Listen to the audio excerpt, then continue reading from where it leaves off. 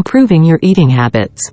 Many of us have habits when it comes to eating. Some are positive, I always eat fruit for dessert, while others are negative, I always have a sugary drink after work as a reward. Even if you've been eating the same way for years, it's not too late to make changes. Making abrupt, drastic adjustments, such as eating only cabbage soup, can result in short-term weight loss. However, such drastic adjustments are neither healthy nor wise, and they will fail in the long term. Permanently altering your eating habits necessitates a methodical approach that includes reflection, replacement, and reinforcement. Reflect on all of your eating behaviors, both good and poor, as well as your common triggers for unhealthy eating. Replace your bad eating habits with good ones. Repeat your new, better eating habits. Reflect. Make a list of everything you eat and drink. For a few days, keep a food and beverage journal. Make a list of everything you eat and drink, including sugary beverages and alcohol. Make a note of when you ate or drank the item. This will assist you in identifying your habits. You may realize, for example, that you always seek a sweet snack to get you through the mid-afternoon energy drop. Use this journal, PDF 105 kilobytes, to assist you. It's important to remember how you felt when you decided to eat, especially if you ate when you weren't hungry. Were you exhausted? Are you stressed? On your list, highlight the habits that may be causing you to overeat. Common dietary behaviors that can result in.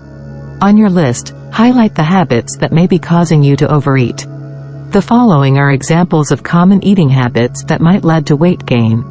Eating too quickly. You should always clean your plate.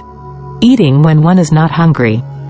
Eating when standing up may result in mindless or excessive eating. Dessert is always consumed. Meal skipping, or maybe just breakfast. Consider the harmful eating behaviors you've identified. Make certain that you have recognized all of the triggers that cause you to indulge in those habits.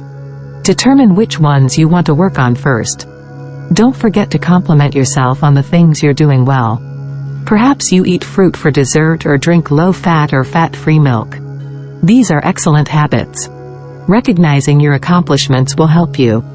Don't forget to compliment yourself on the things you're doing well. Perhaps you eat fruit for dessert or drink low-fat or fat-free milk. These are excellent habits.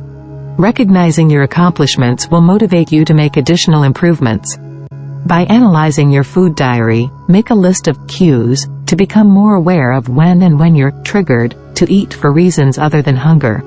Take note of how you generally feel at such times. Non-hunger eating is frequently prompted by an environmental cue or a certain emotional condition.